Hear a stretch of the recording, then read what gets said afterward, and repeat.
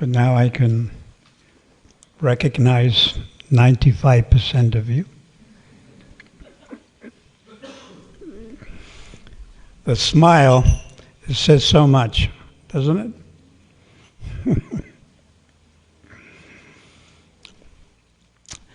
Om Aginatamarandasya Gananjana Salakaya Chakshmalatamina Tasmai Shri Gurave Namaha.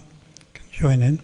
Shri Chaitanya Manopishtam Stapatam Yena Bhutale Swayam Rupa Katamayam Dadanti Swam Badanti Pandeham Shri Guru Shri Yatapatakamalo Shri Guru Vaishnavam Cha Shri Rupam Sagrajatam Sagana Raghunatam Vitam Tam Shri Jivam Sadvaitam Sadhutam Parijana Sahitam Krishna Chaitanya Devam Shri Radha Krishna Padam Sahagana Lalita Shivishavitam Cha Hey Krishna Karana Sindhu Dina Bandhu Jagatpate Gopesha Gopi Kanta Radha Kanta Namostate Tapta Kancha Gaurange Radhe Vrindavaneshwari Vrishabhanu Sudadevi Vanshakalpa Trubhyascha Kripa Sindhubhyacha Patitanam Pavanebhyo Nama Om Vishnu Padaya Krishna Prasthaya Bhutale Swami Iti Namine Namaste Saraswati Deve Gauravani Pacharine Nivasesha Sanyavade Shri Krishna Chaitanya Prabhu Nityananda Shri Advaita Gadadhar Shri Vasari Aura Bhaktivinoda. Everyone. Hare Krishna, Krishna Krishna Hare Hare, Hare Ram.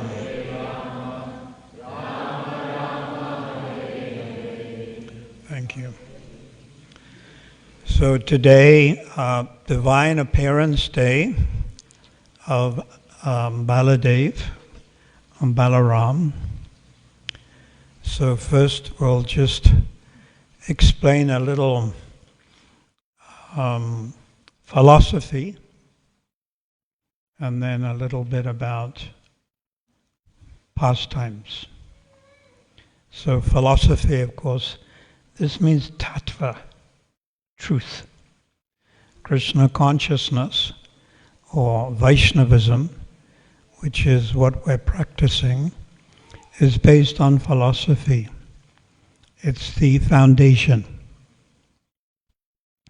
If the foundation is strong and solid, then you can go very high.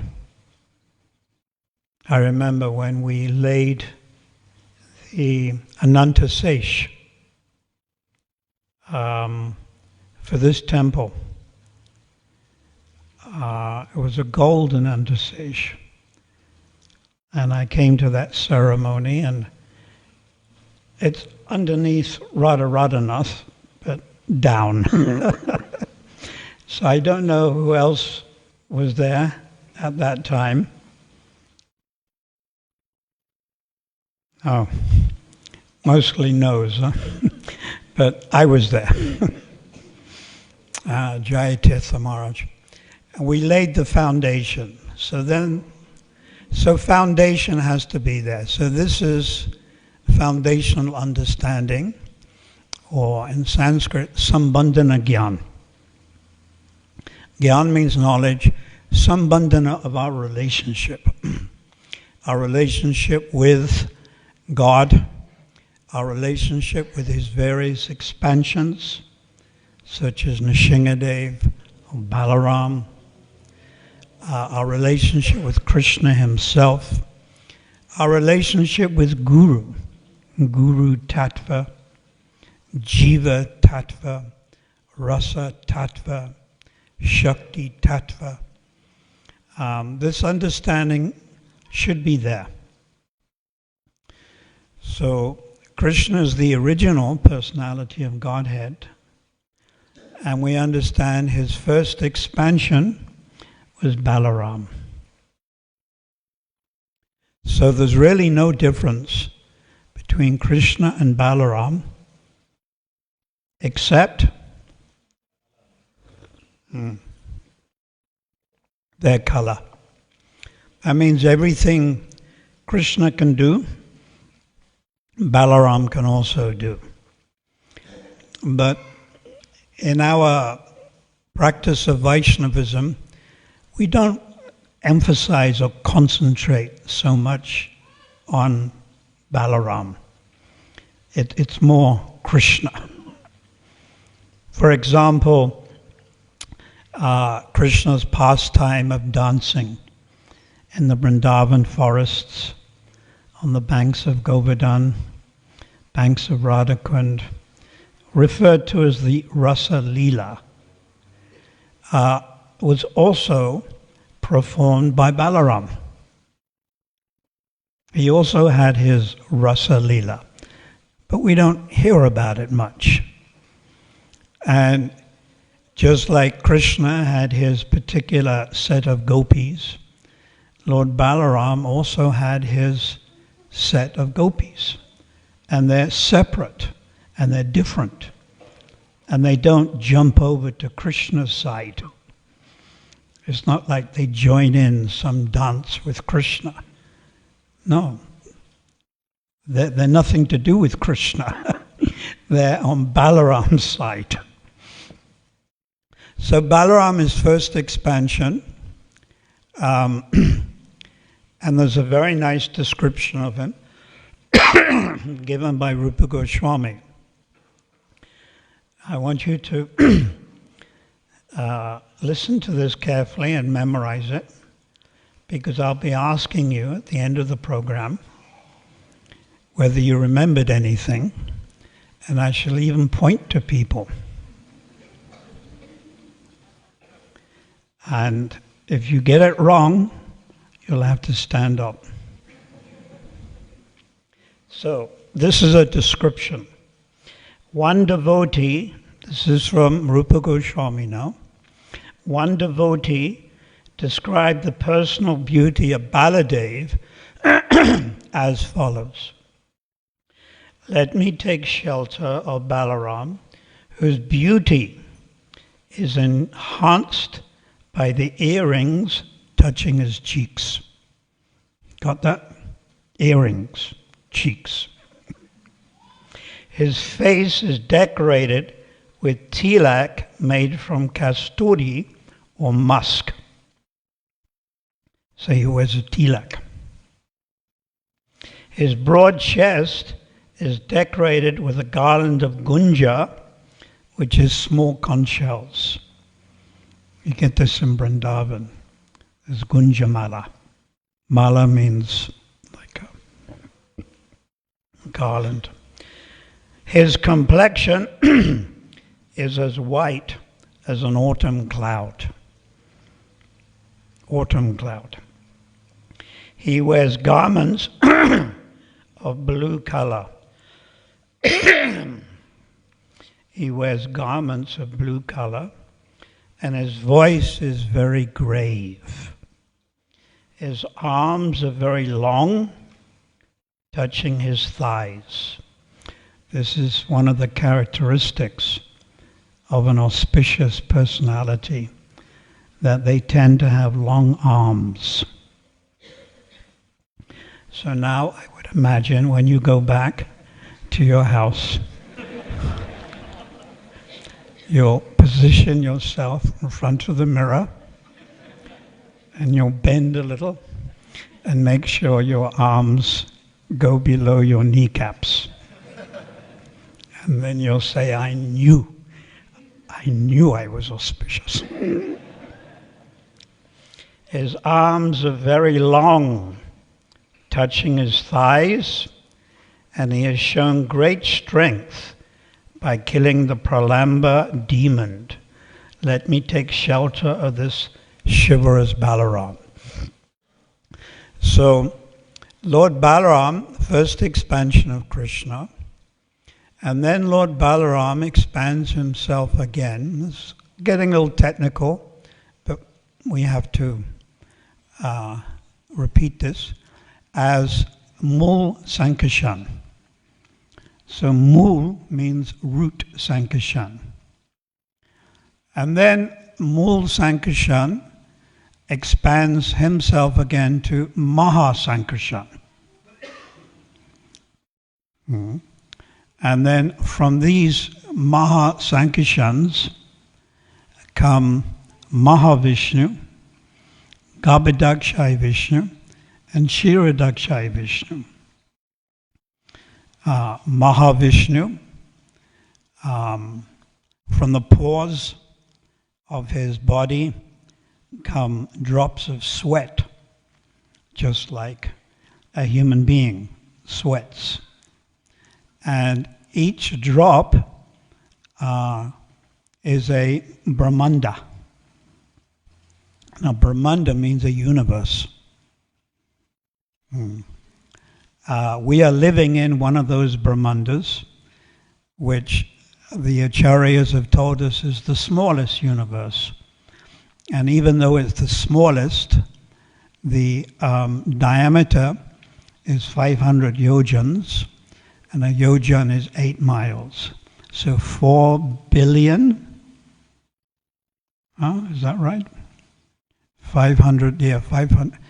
Anyhow, the circumference, diameter, 4 billion miles. So each drop coming from the body of Mahavishnu is a Brahmanda, and this earth planet is within this Brahmanda, this particular universe. And then, of course, Mahavishnu, Garbhodakshaya Vishnu appears on the Garbha ocean, and then from his navel sprouts a lotus, and in the lotus, Lord Brahma appears.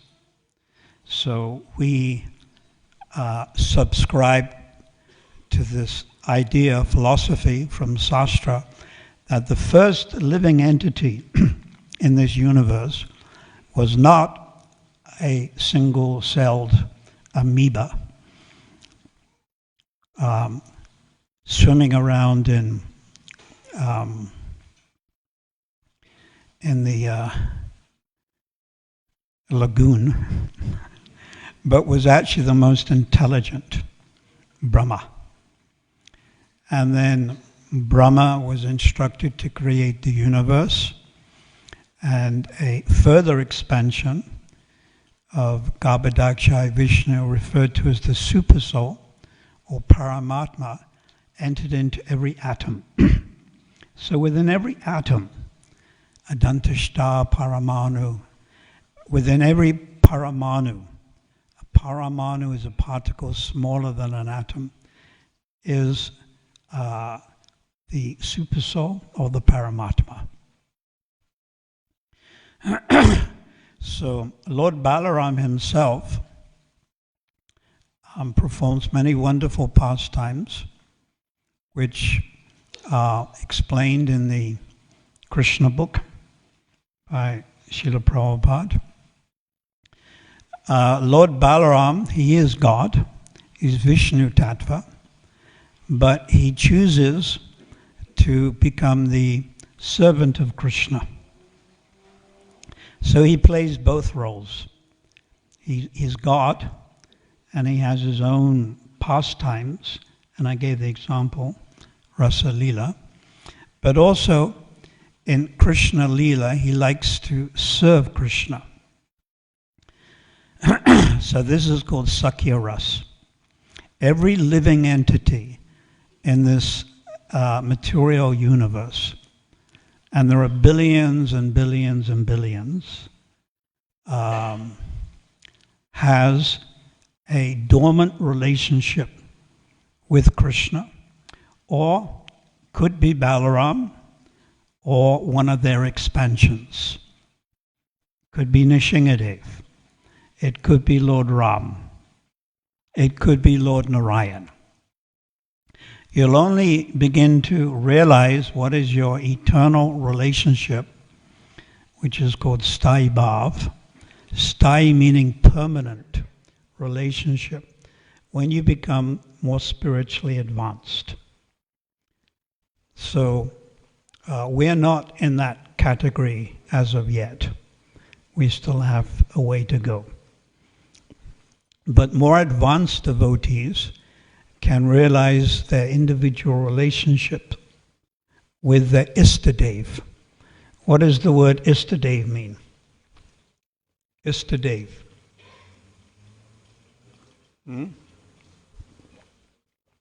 Istadev, worshipful Lord. So Hanuman's Istadev, who is it? It's Ramchandra. It's not Balaram. It's not Krishna. Prahlad Maharaj's Istadev.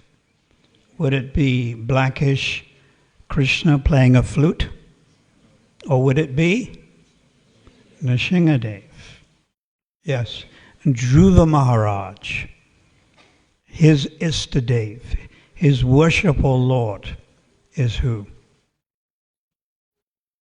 He went to the forest, he meditated, and then the Lord appeared before him.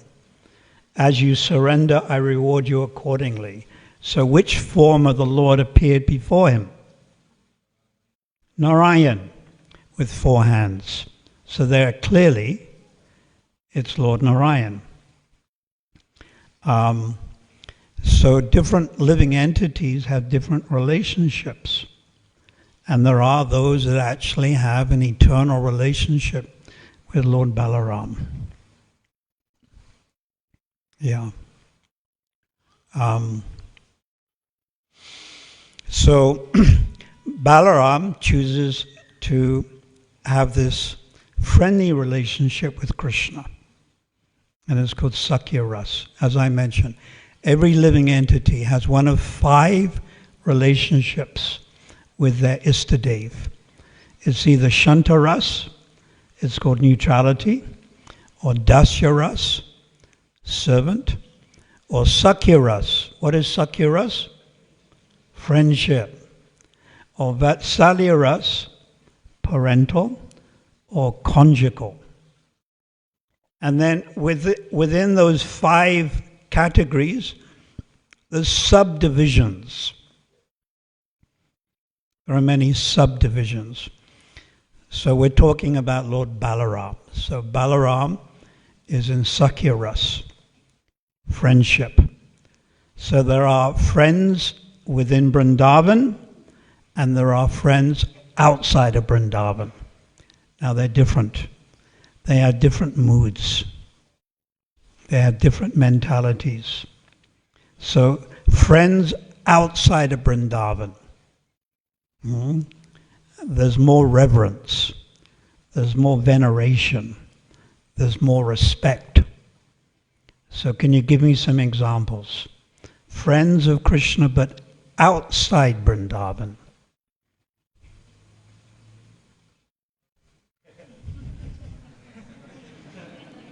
Arjuna, yes, who Partha Sarathi drove the chariot. So Arjuna, he's friend, but outside Vrindavan. He is in friendly relationship. Then you have friends within Vrindavan. And even that is split into different categories. So there are 4 categories. Surit, Sakha, Priya Sakha, and Priyanama Sakha. So in English, Surit means friends that are older. And Sakha means friends that are the same age. And Priya Sakha, friends that are younger. And then Priyanama Sakha, very intimate friends, extremely intimate friends. So you have these different categories. So Balaram is in the first category. He's older. He's older than Krishna. And one of the characteristics of the devotee who's a cowhead boy living in Vrindavan, who's older than Krishna, is his relationship is friendship, but it's also tinged with parental, like big brother. He's always thinking to protect my young brother. You know how big brother protects younger brother. And in order to protect, you should have a weapon. So Balarama always has this weapon. What is that weapon? AK-47. No. It's a plow, club, and he's always carrying it, ready to use it. So this is friend who's a little older. So his primary relationship with Krishna is that he's friend. This is called Angi. Angi. Primary relationship. Angi is this body. Anga is my arm or my legs. It's part of my body. So the Angi is I'm a friend. And the Anga is parental. So Balaram chooses to be like this. And he's always protecting Krishna. So we can read what his mood in protecting.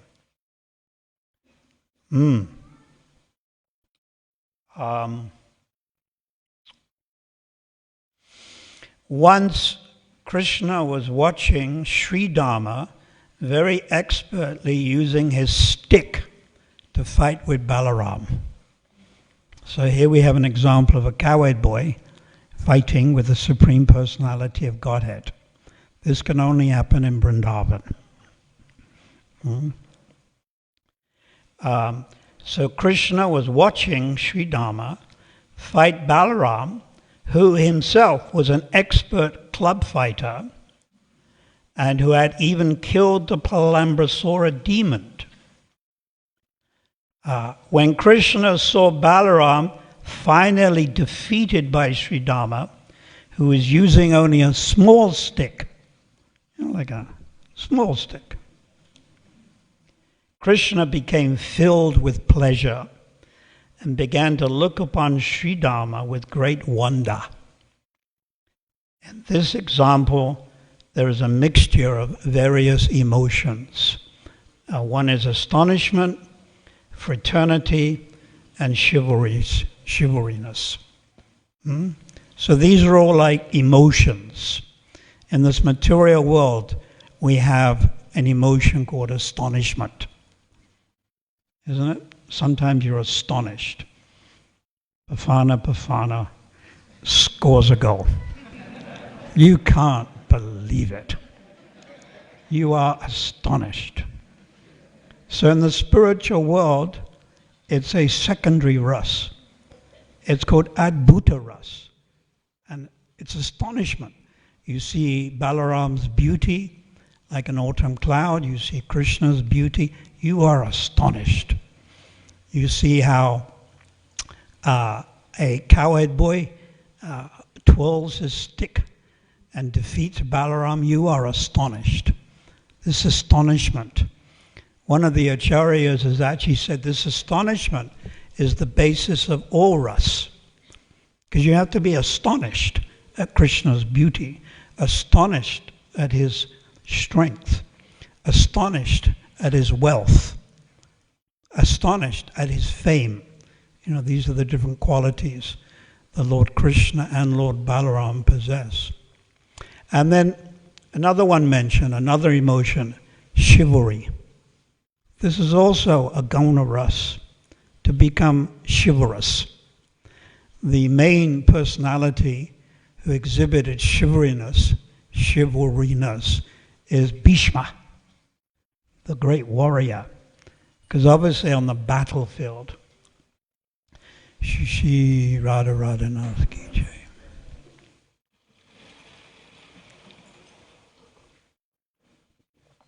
On any battlefield, there's naturally going to be a lot of chivalryness. So these are different emotions. So the point I'm trying to get at is, just as in this material world, we have relationships and we have emotions, they exist in their pure form in the spiritual world. We have in this material world friends. They're so-called friends. Someone we went to school with.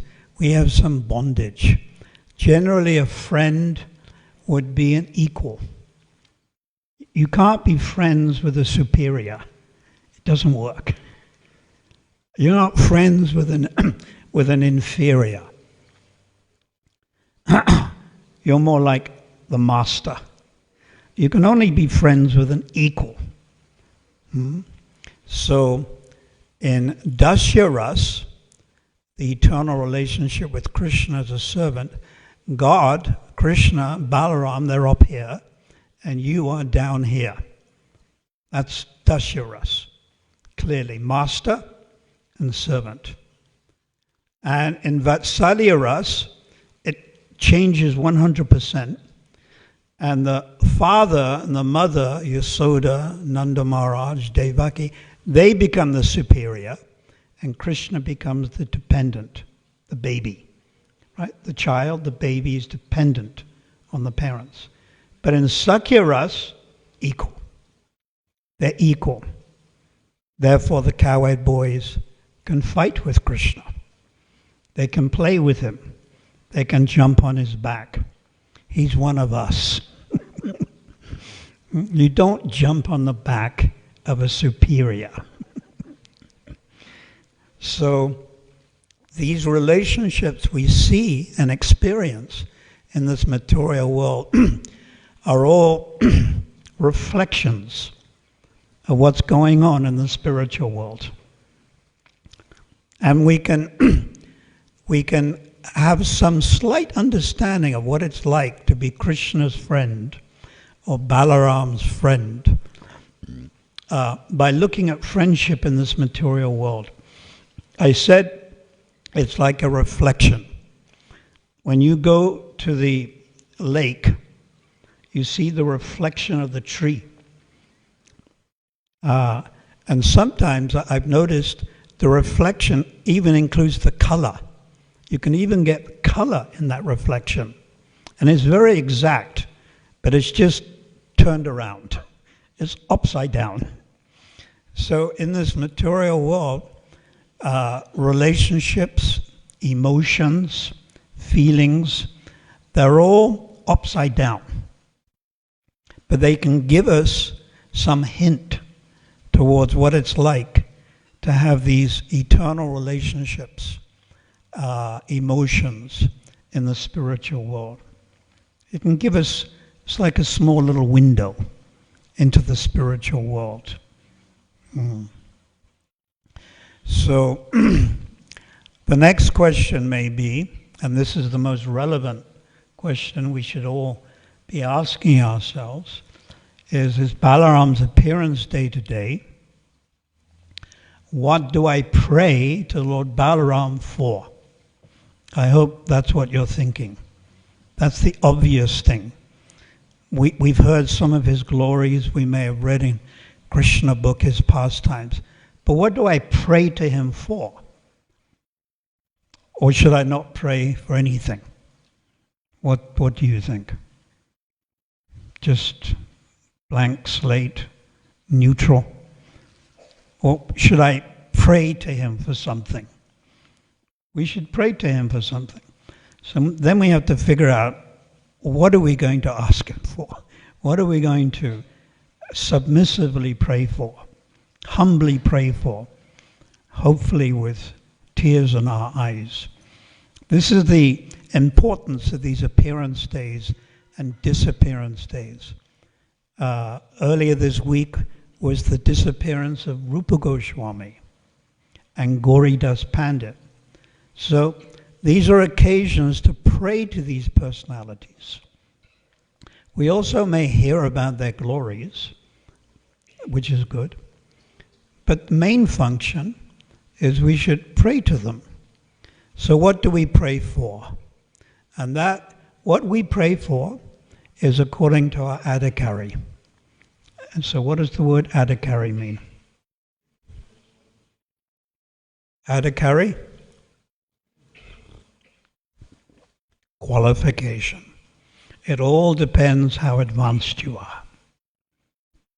It's as simple as that. So we'll start off with like the lower level. So the person may be praying, my dear Lord Balaram, I really want a nice wife. She has to be good looking. I want a husband that has enough money that I don't have to go out and work.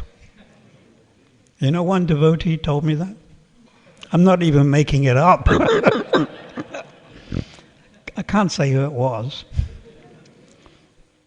But one devotee said, I want a husband who's a devotee, who's fairly wealthy, so I don't have to go and work. And this particular lady got what she wanted. I think her prayers were very sincere. So you can pray for a good husband, a good wife. You can pray for a job. You can pray to pass your exams. These are material things. But also included akama, savakama, moksha kama, udavriti, tivreni bhakti yogina. The Bhagavatam says, even if you're full of material desires, in other words, you want more than one wife, you're full of material desires, also a bit mad.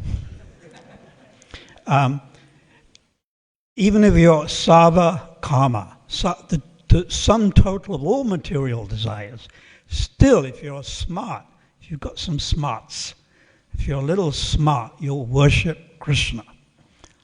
So many devotees, we refer to them as mixed or mishra bhaktas, and they may have, or they do have, some material desires, which is all right.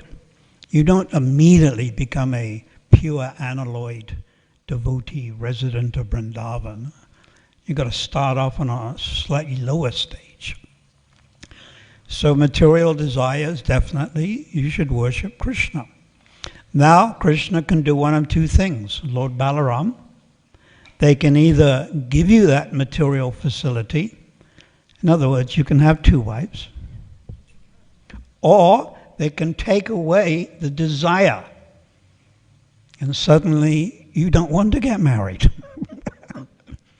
You've decided to skip it. So which would be the best? The first or the second? The ladies will say the first. Obviously, to take away the desire is the best. So that's one level we pray to Lord Balaram for, material facility, etc. Then we come to spiritual life, and we're learning how to control the mind. We're trying to follow the four regulative principles. So one may also pray to Balarama, Bala being strength, please help me control my senses. Just help me follow the four regulative principles.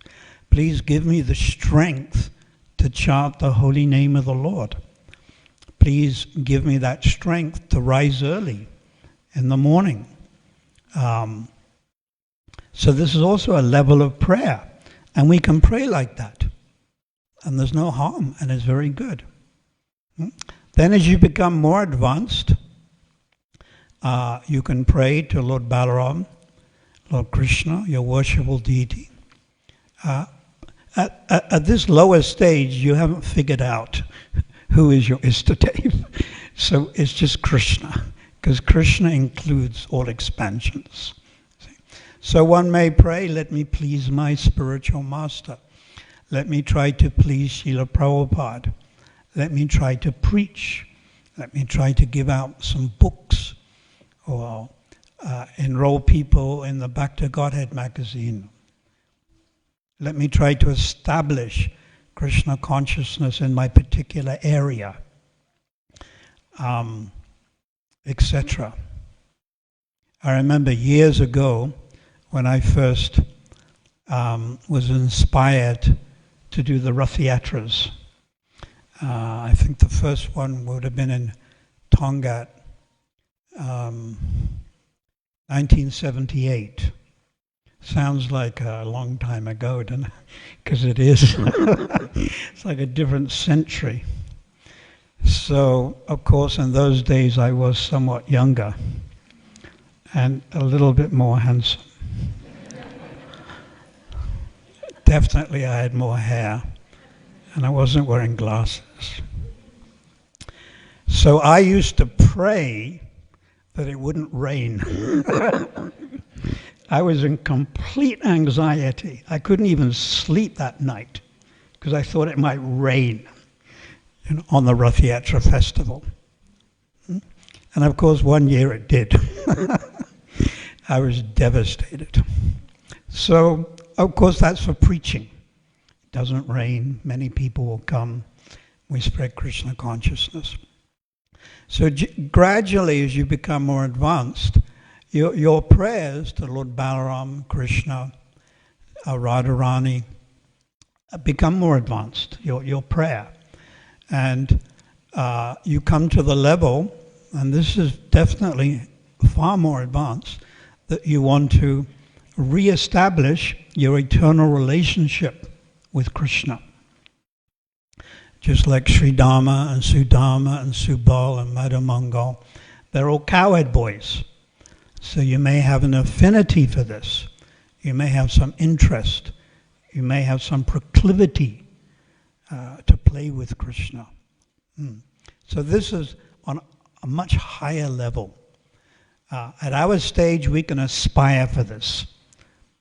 So I'm just giving some examples how on this most important day we should pray to Lord Balarama.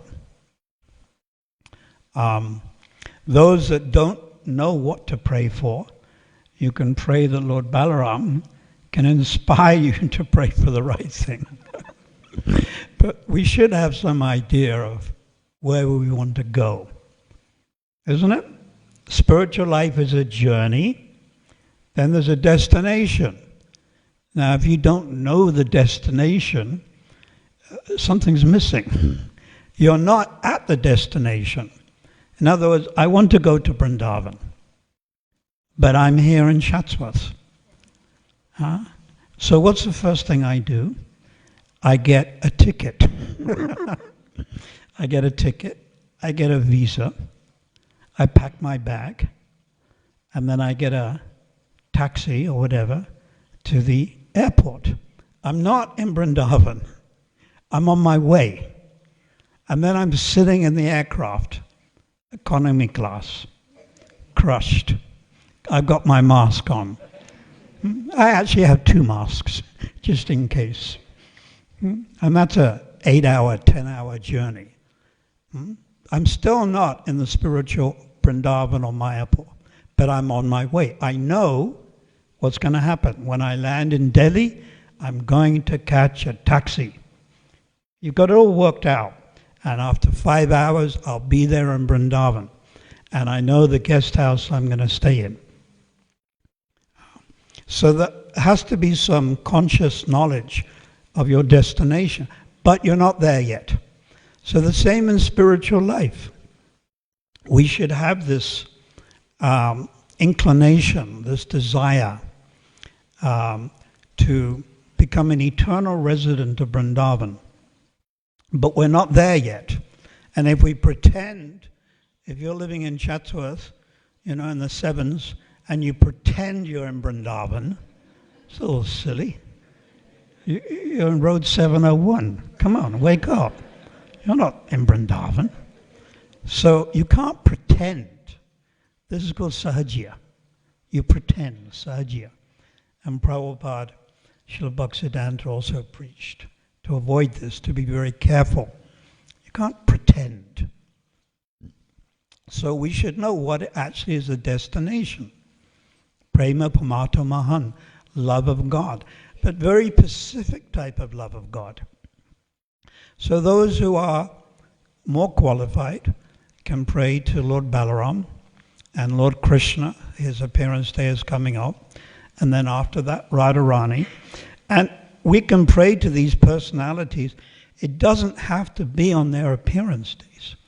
You can pray to Rupa Goswami today. It's not you have to wait once a year for his disappearance. You can pray to Prabhupada and Srila Bhaktisiddhanta. These are eternally liberated souls. They're parikars, associates of Radha and Krishna in Vrindavan, and they're also very important personalities in Gaur Leela. You can pray to them every day, and actually we should. Pray with some feeling. Lalasamayi, Lalasamayi.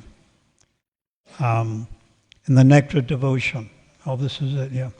Nectar Devotion, there's one heading called Submission. Submission. So you come before the deity and you're submissive.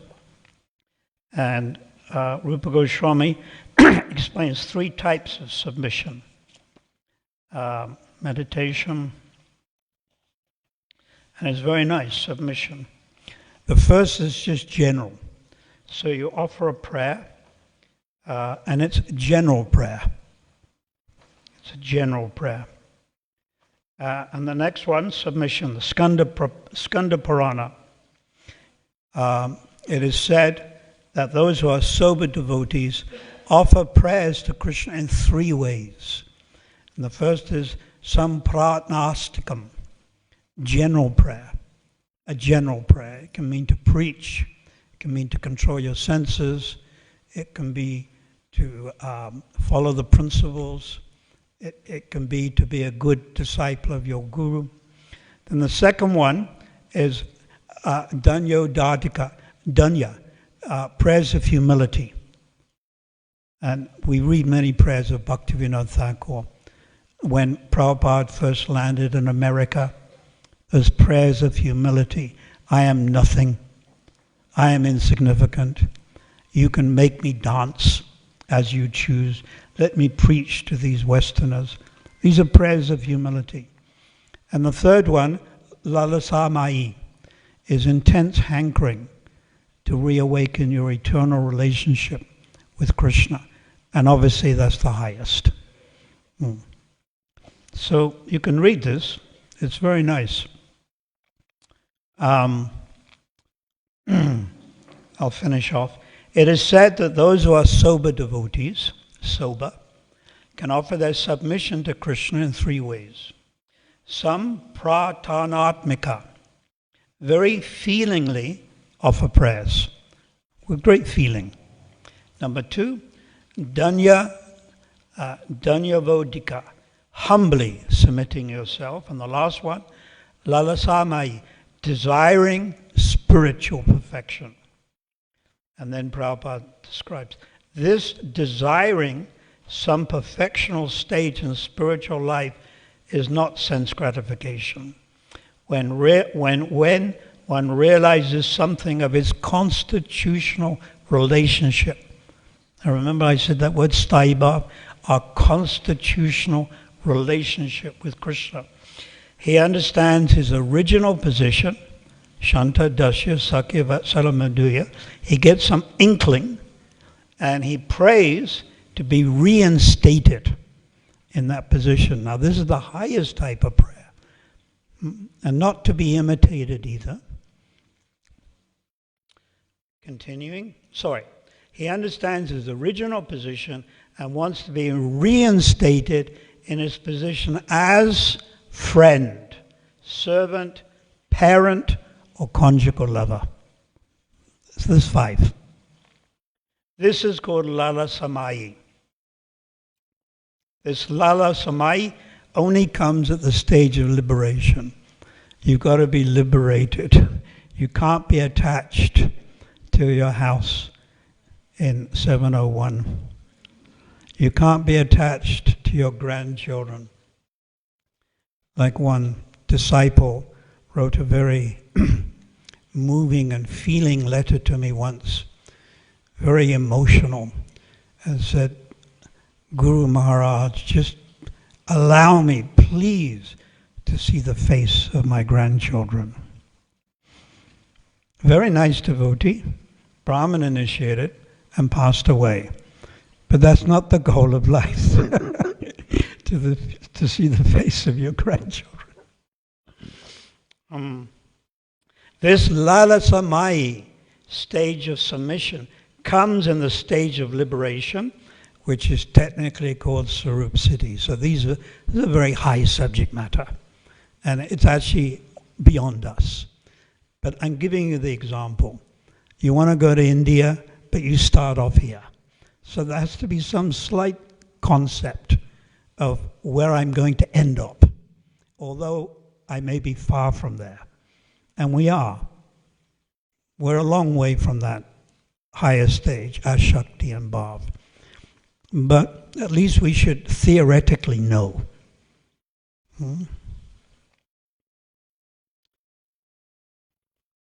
In the Padma Purana, there is a statement of submission, and a devotee prays. Again, this is now the high stage. My Lord, I know that young girls have natural affection for young boys, and that young boys have natural affection for young girls. I am praying at your lotus feet that my mind may be attracted unto you in the same spontaneous way. So now we're talking about something called spontaneous devotion. Now that is very exalted and very high and also very rare. We are on a lower stage, and it's called Vaidhi Sadhana Bhakti, where we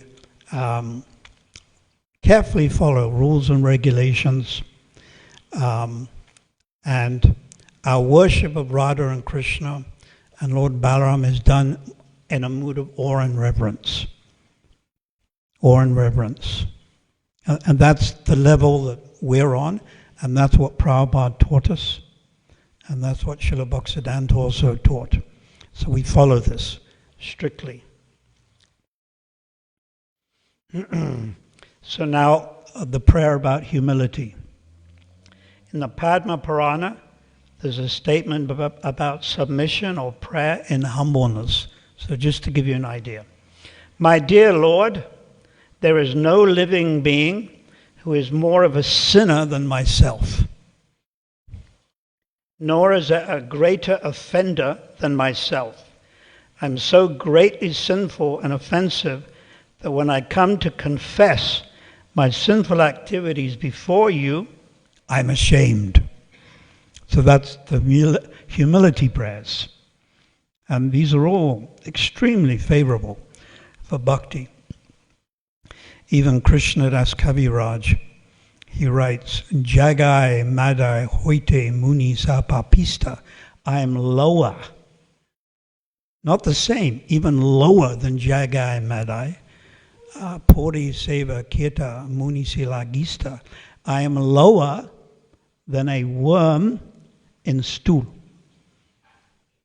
So now you've got to imagine stool and the little maggot. So Krishna's Kaviraj prays like this in Chaitanya Charitamrita. But he's not actually a little worm. He's a giant. Krishna's Kaviraj, he's a giant. So if he prays like that, how should we pray? I'm the worm of a worm of a worm of a worm. So I'm just giving some idea. Prayers to Lord Balaram, also prayers to Krishna, prayers to Radharani, Radhastami, according to your adhikari. And I gave some examples there. So you can assimilate it, meditate on it. So from Balaram we get strength. And we really need that, especially in this materialistic age where disease is rampant and really we don't know what's happening from day to day. Isn't it this Ukraine-Russia thing and some mention of nuclear something or other, and we really don't know. And even last year we had the Durban riots. We don't know anything, any time at all. So we need that strength to pursue spiritual life. Shri Lord Balaram ki jai, Shri Radharanath ki jai, Srila Prabhupada, Gau Premanandi. So, would you like to say a few words? I'm addressing the strength of Shri Radharanath to talk about something. Hare Krishna Maharaj. Thank you for the, as usual, wonderful and insightful, thoughtful class. In preparation for Balaram's appearance day, I was thinking about a quality of Lord Balaram that Srila Rupa Goswami describes in the Nectar of Devotion under the chapter of